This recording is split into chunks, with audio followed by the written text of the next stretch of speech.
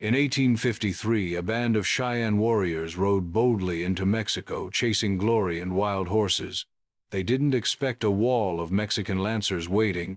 In a single brutal clash, all but 3 of the war party were cut down, a staggering loss that shook the tribe to its core. This wasn't just a defeat, it was a warning of the violent collisions to come as the Cheyenne navigated a world of shifting alliances, relentless enemies, and encroaching settlers. From their early days harvesting wild rice in Minnesota's lakes to forging a horse-powered empire across the Great Plains, the Cheyenne story is one of resilience, adaptation, and defiance. Their sacred medicine arrows, lost to the Pawnee in 1830, symbolize their spirit, fiercely guarded yet vulnerable. By 1864, they'd faced the unimaginable at Sand Creek, where over 150 of their people, mostly women and children, were massacred in a peaceful camp. How did a tribe of just 10,000 defy empires and enemies for centuries? What drove their unbreakable bond with the Arapaho through wars and betrayal? Stick with me to uncover the Cheyenne's epic saga. The Cheyenne are indigenous people of the Great Plains. Their language, a branch of the Algonquian family, carries stories of survival and strength passed down through generations. They are divided into 2 federally recognized nations. The Southern Cheyenne, known as Hibahitoneo or Rope People, are enrolled in the Cheyenne and Arapaho tribes in western Oklahoma. In 2008, their combined population with the Arapaho was about 12,130, with roughly 8,000 identifying as Cheyenne. Intermarriage with the Arapaho blurs distinctions, reflecting a deep alliance. The Northern Cheyenne, called Notamio Mesahiza, or Northern Eaters, or simply Umasahiza Eaters, live on the Northern Cheyenne Indian Reservation in southeastern Montana. In 2014, their enrollment was around 10,840, with 4,939 residing on the reservation. About 91% are Native American full or part blood, and 72.8% identify as Cheyenne. Over a quarter of those 5 years and older on the reservation speak a language other than English, preserving their cultural heritage. This division between Northern and Southern Cheyenne reflects a history of adaptation and resilience shaped by alliances, enemies, and encroaching settlers. In the mid-17th century, around the 1650s, the Cheyenne first made contact with Europeans. A group of Cheyenne traveled to French Fort Crèvecoeur, near what is now Peoria, Illinois, a trading post established by French explorers. At this time, the Cheyenne lived between the Mississippi River and Mille Lacs Lake in present-day Minnesota, a region rich with dense forests, clear lakes, and abundant resources that shaped their early way of life. Their economy was deeply tied to the land. They were skilled at harvesting wild rice from the shallow lakes and marshes, skillfully navigating canoes to collect the grains that were a staple of their diet. Equally vital was their pursuit of bison, which roamed in massive herds across the prairies, 70 to 80 miles west of their villages. These hunts required careful planning and coordination, with men tracking and killing the animals, while women and families processed the meat, hides, and bones for food, clothing, and tools. This balance of rice gathering and bison hunting fostered a strong communal bond and a profound connection to the natural world. Throughout the 17th century, the Cheyenne faced increasing pressure from the Assiniboine, a neighboring tribe asserting dominance in the Great Lakes region. This conflict forced the Cheyenne to abandon their earlier territories and migrate westward to what is now Minnesota and North Dakota. There they established key settlements, including the prominent Biesterfeld village along the Cheyenne River in eastern North Dakota. This village was more than a collection of homes. It was a vibrant hub where families crafted tools, shared stories, and maintained cultural traditions, laying the foundation for Cheyenne identity. By 1676, the Cheyenne had reached the Missouri River, a significant milestone in their journey. Here they encountered the Mandan Hidatsa and Arikara tribes, whose agricultural expertise and social structures influenced the Cheyenne. They adopted practices such as growing crops like corn and beans alongside their hunting traditions, and incorporated elements of their neighbors' ceremonial and communal customs. This blending of cultures strengthened the Cheyennes' resilience, equipping them to navigate the turbulent changes that lay ahead as they moved toward the Great Plains. By the early 18th century, the Cheyenne faced mounting pressure from the Lakota and Ojibwe tribes, whose expanding influence pushed them westward across the Missouri River into what is now North and South Dakota. These rival tribes, armed with growing trade networks and firepower, disrupted the Cheyennes' foothold in Minnesota, forcing them to seek new territories to sustain their way of life. Around 1730, the Cheyenne settled in the Black Hills of South Dakota and the Powder River country spanning Montana and Wyoming. Here they encountered a game-changer, the horse brought to the plains through Spanish trade routes. The Cheyenne quickly mastered this new resource, becoming skilled riders and transforming their culture. They introduced the horse to Lakota bands, sharing knowledge that revolutionized mobility hunting and warfare. With horses, bison hunts became more efficient, covering vast distances, and warriors could strike swiftly and retreat, making the Cheyenne a formidable force on the plains. Allied with the Arapaho, the Cheyenne expanded their reach, pushing the Kiowa south to the southern plains in a series of territorial conflicts. This alliance strengthened their position, allowing them to dominate key hunting grounds. However, their hold on the Black Hills was challenged by the more numerous Lakota. By 1776, the Lakota had overwhelmed the Cheyenne, seizing much of their Black Hills territory and forcing them to consolidate further west in the Powder River country. In 1766, the Cheyenne were reported along the Minnesota River, a sign of their ongoing displacement. This followed a significant defeat of the Lakota by the Ojibwe, who wielded firearms obtained through European trade. The ripple effect of this conflict pushed the Cheyenne further from their earlier Minnesota strongholds, compelling them to adapt to new lands and challenges as they carved out a place in the evolving plains landscape. In 1811, the Cheyenne forged a pivotal alliance with the Arapaho, a tribe they called People of the Sky or Cloud People. This bond solidified their strength and expanded their territory across a vast swath of the Great Plains from southern Montana through Wyoming, eastern Colorado, western Nebraska, and western Kansas. Together they controlled key hunting grounds and trade routes, establishing a powerful presence that shaped their future. By 1820, traders noted the Cheyennes' presence in what is now Denver, Colorado, and along the Arkansas River. They were likely there to hunt bison and trade goods, taking advantage of the region's rich resources. This marked their growing influence in the southern plains as they balanced seasonal migrations with strategic commerce. In 1825, a U.S. treaty commission, led by General Henry Atkinson and Benjamin O'Fallon, arrived on the upper Missouri with 476 soldiers. They negotiated treaties of friendship and trade with the Cheyenne and other tribes, including the Arikara, Crow, Mandan, Ponca, and Sioux.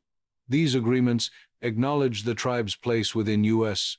boundaries, promised perpetual friendship, and granted the U.S. authority to regulate trade. The Cheyenne agreed to deal only with licensed traders and to return stolen goods or compensate owners, signaling a cautious engagement with American expansion. Around 1830, the Hairy Rope Band, one of the Cheyenne's 10 historic bands, pioneered a southern migration. They ventured as far as the Cimarron River Valley, capturing wild horses that bolstered their mobility and wealth. This move laid the groundwork for a broader Cheyenne presence in the southern plains. By the 1830s, many Cheyenne gravitated toward Bent's Fort, a trading hub built in 1833 by Charles Bent in southern Colorado. The fort buzzed with activity as Cheyenne, Arapaho, and other tribes exchanged furs, hides, and horses for goods like blankets, guns, and metal tools. This hub drew the Cheyenne southward, strengthening their economic and cultural ties to the region. In 1840, the Cheyenne cemented another crucial alliance, this time with the Comanche Kiowa and Plains Apache. This partnership opened the Llano Estacado, a sprawling region covering the Texas and Oklahoma panhandles and northeastern New Mexico. Here they hunted bison and traded extensively, their combined strength, ensuring access to these vital resources. Later, the Cheyenne allied with the Lakota Sioux, a powerful force on the northern plains. This alliance helped them reclaim some Black Hills territory lost in earlier conflicts. Together they fought in Red Cloud's War from 1866 to 1868, and the Great Sioux War of 1876, also known as the Black Hills War, resisting U.S. encroachment and defending their lands in a series of fierce campaigns. The Cheyennes' history is marked by fierce conflicts and remarkable resilience as they faced a host of enemies across the plains. Their rivals included the Crow, Shoshone, Blackfeet, Nez, Perce, Arikara, Assiniboine Plains, Cree Sioux, Pawnee, Ponca, Iowa, Ho-Chunk, Omaha, Kiowa, Comanche, Ute Plains, Apache, Osage, Wichita, Navajo, and various Apache tribes. These clashes often stemmed from competition for hunting grounds, horses, or honor, and shaped the Cheyennes' warrior culture. In 1820, the Cheyenne, wielding their sacred medicine arrows known as mahouts, launched a devastating attack on a Crow camp. The mahouts, believed to carry spiritual power, guided their warriors to a decisive victory, cementing their reputation as a formidable force. But in 1830, tragedy struck when Pawnee warriors raided a Cheyenne hunting camp, capturing the medicine arrows. This loss was not just material, but a deep spiritual blow, shaking the tribe's sense of invincibility. In August 1836, conflict erupted along the Wachita River, where 48 warriors of the Cheyennes Bowstring Society fell in a brutal battle against the Kiowa. The loss of these elite fighters was a heavy blow to the tribe's southern bands. Just 2 years later, in the summer of 1838, the Cheyenne and their Arapaho allies attacked a Kiowa and Comanche camp at Wolf Creek, Oklahoma. The fight was catastrophic for both sides, with heavy losses including White Thunder, the revered keeper of the medicine arrows, and Flat War Club, a prominent Cheyenne leader, alongside the Kiowa's Sleeping Wolf. In 1853, a bold Cheyenne raid into Mexico turned disastrous. Seeking horses and prestige, the war party was ambushed by Mexican lancers. All but 3 warriors were killed, a staggering defeat that underscored the risks of venturing beyond the plains. Yet the Cheyenne endured, adapting to each setback with tenacity. They faced existential threats from disease as well. Between 1837 and 1839, smallpox ravaged the plains, but the Cheyenne escaped its worst by retreating to the Rocky Mountains, a strategic move that preserved their numbers. However, in 1849, a cholera epidemic swept through their camps, causing widespread devastation and testing their resilience. From 1856 to 1879, the Cheyenne clashed with the U.S. Army in a series of grueling conflicts. The most infamous was the Sand Creek Massacre on the 29th of November, 1864, U.S. Soldiers attacked a peaceful Cheyenne and Arapaho encampment in Colorado, killing over 150 people, mostly women, children, and the elderly. The brutality of this unprovoked assault left scars on the Cheyennes' collective memory, fueling their resistance. Through these struggles, the Arapaho stood as steadfast allies. In the southern plains, they fought alongside the Cheyenne in conflicts like the Red River War from 1874 to 1875, battling U.S. settlers and soldiers to protect their lands. This alliance, born in 1811, proved unbreakable as both tribes faced the mounting pressures of American expansion. The Cheyennes' ability to endure loss, forge alliances, and fight on defined their legacy on the plains. The Cheyenne warrior culture was the backbone of their society, with warriors revered as protectors, providers, and leaders. Their status wasn't handed down, it was earned through acts of bravery called coups. A coup could be striking an enemy without killing, touching a foe in battle, or stealing horses from a rival camp. Each act carried weight, and warriors who accumulated enough coups could rise to become war chiefs, a position of immense respect reserved for those who mastered specific daring feats. The Cheyenne organized their warriors into 6 distinct societies, each with its own traditions and roles in governance, hunts, raids, and law enforcement. These societies rotated leadership, ensuring no single group dominated. The Swift Fox Society was known for its agility and cunning in battle. The Elkhorn Scrapper, or Crooked Lance Society, emphasized endurance and skill with lances. The Shield Society focused on defense, wielding large shields to protect their ranks. The Bowstring Men's Society was renowned for its archers whose precision was unmatched. The Crazy Dog Society, also called the Famous Dog Soldiers, was the most feared, their relentless courage making them the Cheyenne's elite shock troops. Finally, the Contrary Warrior Society stood apart, known for their audacious tactic of riding backwards into battle, a fearless display of bravery that unnerved enemies. These warriors wielded a mix of traditional and acquired weapons. Traditional tools included war clubs crafted for close combat, tomahawks for throwing or striking, bows with arrows fletched for accuracy, and lances for mounted charges. Through raids and trade with Euro-Americans, the Cheyenne also gained non-traditional weapons like revolvers, rifles, and shotguns, which amplified their firepower in conflicts. A warrior's skill with both old and new weapons was a point of pride honed through rigorous training. Each society maintained strict discipline, enforcing tribal laws and organizing communal tasks like hunts or raids. Rivalries between societies sparked friendly competitions over who could claim the most coups or lead the boldest charge. Yet when facing external enemies like the Crow or U.S. Army, these rivalries dissolved. The societies united as a single force, their combined strength and coordination making the Cheyenne a formidable opponent. This warrior culture, rooted in honor and adaptability, sustained the tribe through centuries of conflict and change.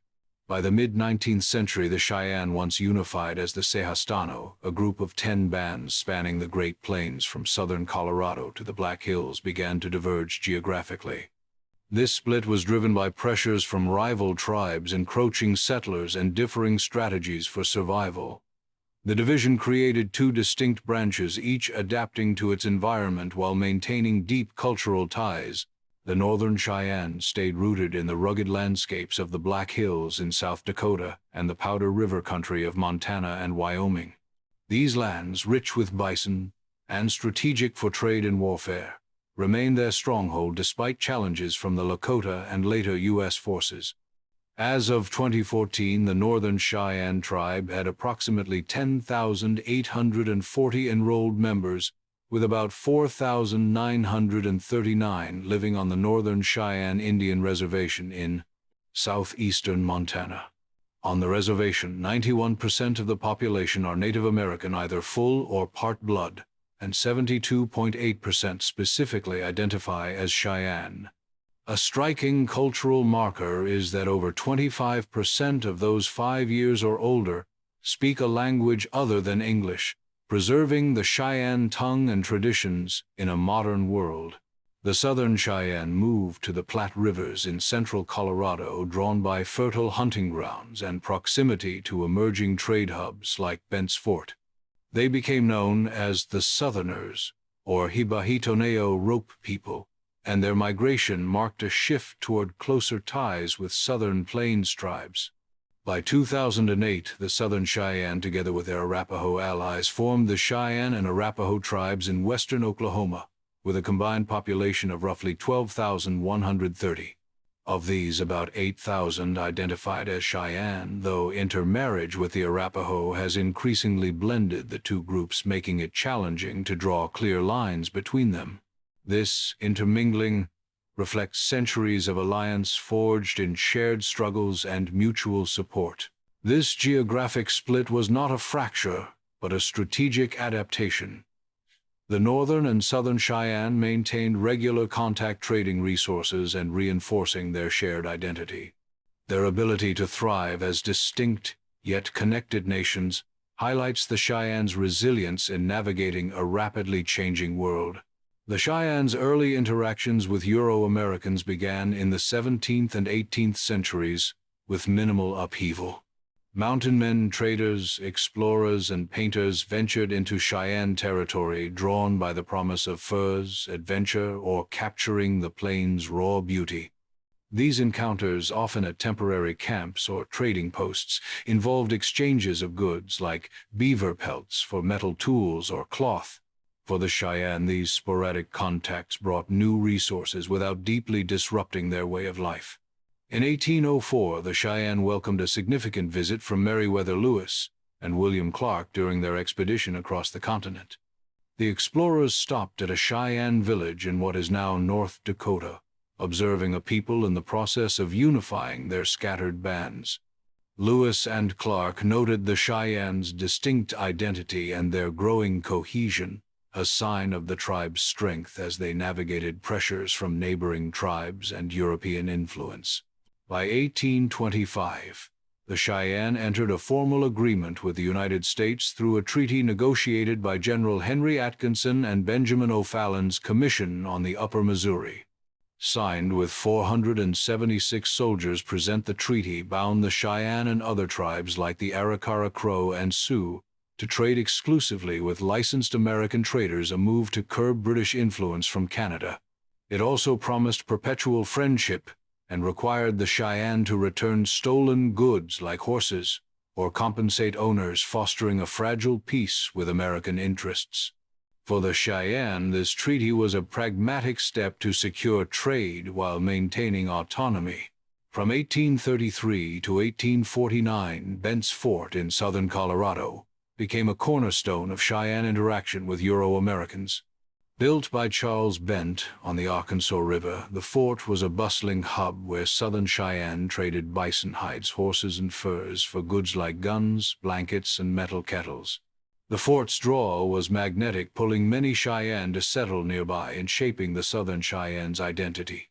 It fostered economic ties and cultural exchange, but also tethered the Cheyenne to the growing American presence, setting the stage for future tensions. Today, the Northern Cheyenne uphold their cultural practices on the Northern Cheyenne Indian Reservation in southeastern Montana. With approximately 10,840 enrolled members in 2014 and 4,939 living on the reservation, they maintain a strong Native American identity, with 91% of the population being full or part Native and 72.8% identifying as Cheyenne.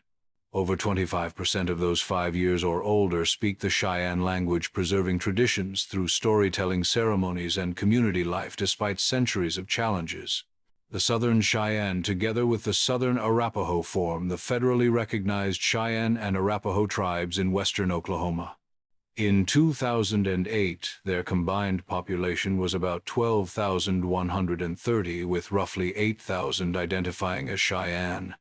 Intermarriage has woven their communities tightly together, blurring tribal distinctions but reinforcing their shared history.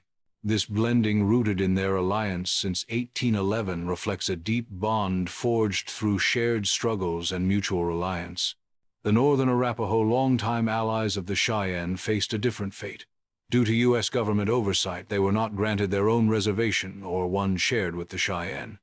Instead, they were placed on the Wind River Reservation in Wyoming alongside the Shoshone, their former enemies. This decision ignored their historic alliance with the Cheyenne, highlighting the often arbitrary nature of federal policies toward Native nations. The Cheyenne's legacy is one of extraordinary adaptation and strategic alliances. Their embrace of horse culture around 1730 transformed them into a dominant force on the plains, enabling swift bison hunts and dynamic warfare. Alliances with the Arapaho in 1811, Lakota Sioux in later conflicts, and Comanche, Kiowa, and Plains Apache in 1840 secured their influence across vast territories from Montana to Texas. These partnerships were not just tactical, they were cultural lifelines, sustaining the Cheyenne through turbulent times. Their resilience shines through their survival of forced displacements, like the loss of the Black Hills to the Lakota by 1776, devastating epidemics, such as the 1849 cholera outbreak, and brutal U.S. military conflicts from 1856 to 1879, including the Sand Creek Massacre of 1864. Despite these trials, the Cheyenne preserved their tribal identity, maintaining their language, warrior societies, and spiritual practices like the reverence for the medicine arrows. The Cheyenne-Arapaho alliance, formed in 1811, remains a cornerstone of their legacy. In Oklahoma, the shared reservation of the Southern Cheyenne and Arapaho stands as a testament to their enduring partnership. Through wars, massacres, and forced relocations, their mutual support has held firm, a powerful example of unity in the face of adversity. The Cheyenne story is not just one of survival, but of a people who shaped the plains and continue to thrive today.